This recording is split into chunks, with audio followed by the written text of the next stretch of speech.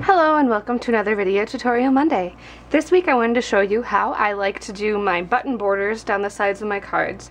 I've been doing it a lot lately, and ever since I joined the DeNami design team, I've had these buttons around because their buttons are really awesome and they're almost all really similar in size, so they're great for creating borders. So I wanted to show you a card using this button border idea. So I'm going to start out by I'm going to end up putting it on this piece of Lavender Moon cardstock, but first I want to stamp this damask print onto this piece of cream cardstock, and then I'll mount it on top. Well, I don't want to have to deal with too many other layers of cardstock, so I'm going to stamp my sentiment directly onto this vintage cream piece of paper. So I have this Bermuda Bay ink from Stampin' Up! It just matches my buttons pretty well, so that's why I'm using it.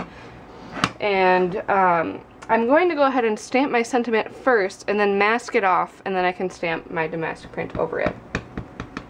So I'm going to ink this up, and I'm stamping the sentiment first because I know that this is the place I'm most likely to mess up, so I'd much rather mess up now than like 3 steps into the card.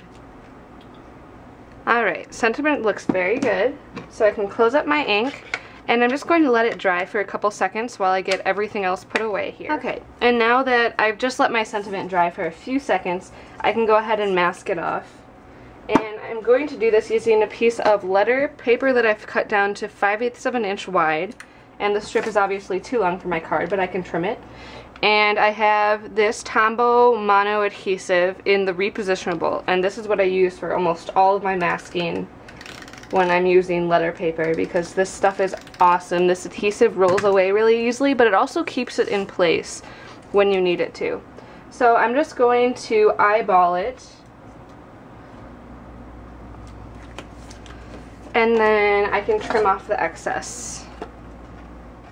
Now that I have my sentiment masked off, and let me explain why I'm doing this. I'm going to be stamping it in malted milk ink.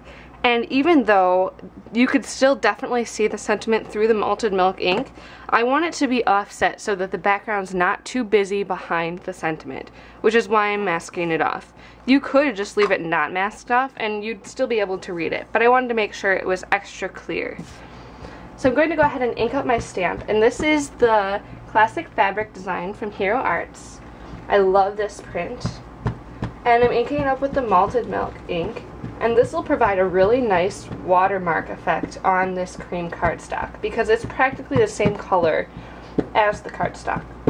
And then when I'm ready, you notice I keep this on my work surface. I don't even bother to put it on a block. And I press my cardstock into it. And this helps me get a perfect impression every time. I hold down with one hand and move the other one around to make sure all the areas are covered, and I don't even press down that hard. I just press down hard enough where I know the ink is transferred.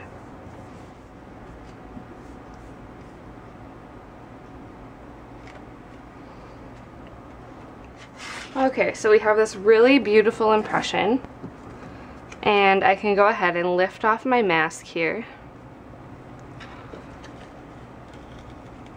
And you can see it left a nice blank space that's not too out of place, but definitely keeps it a highlight of the card.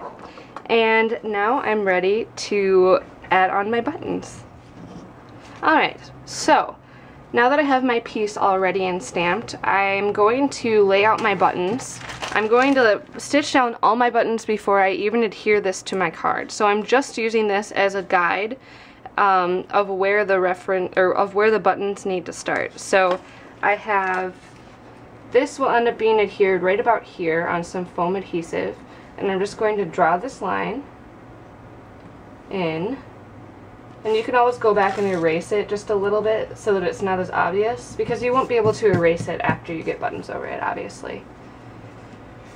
And so that's the edge of my card. So now I'm going to go down and add buttons just so that they're sticking out halfway.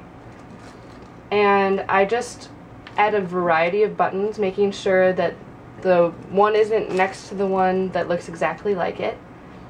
And you can even stagger them in and out a little bit.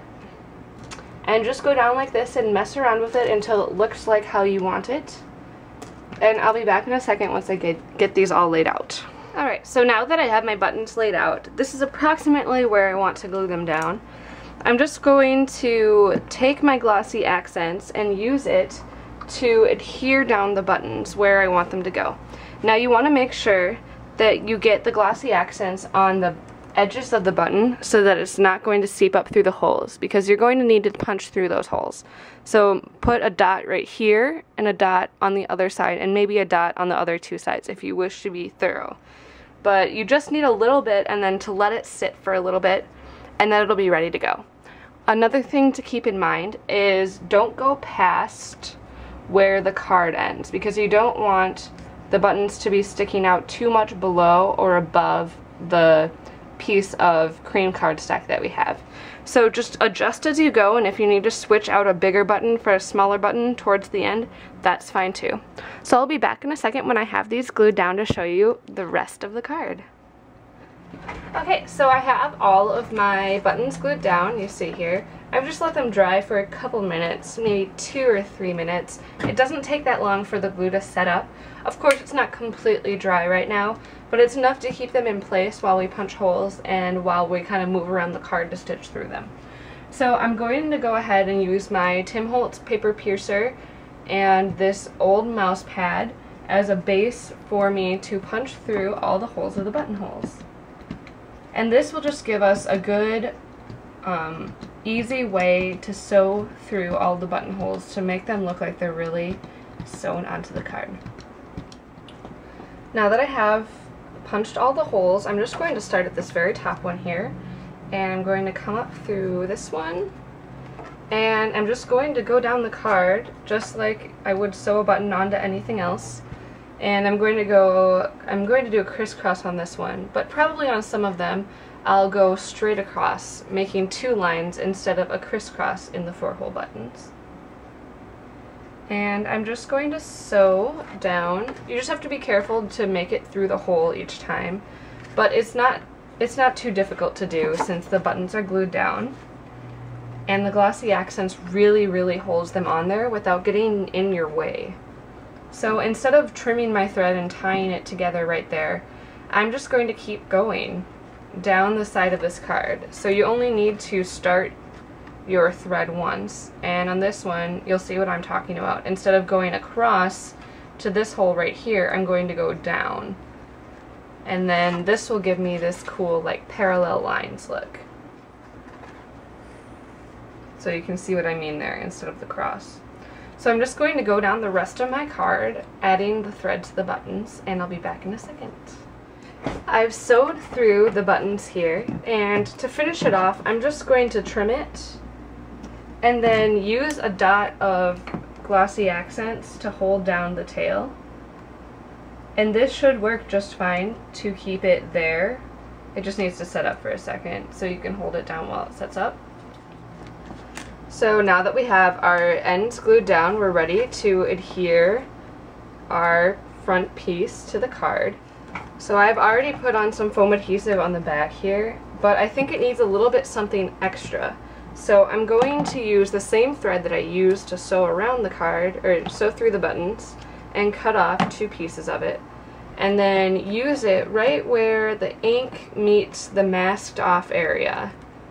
And put it over that area, and then just wrap around the thread excess to the back where I already have some adhesive down here. And this will just add, it'll help tie in the thread from sewing on the buttons, and it will also offset the sentiment even more.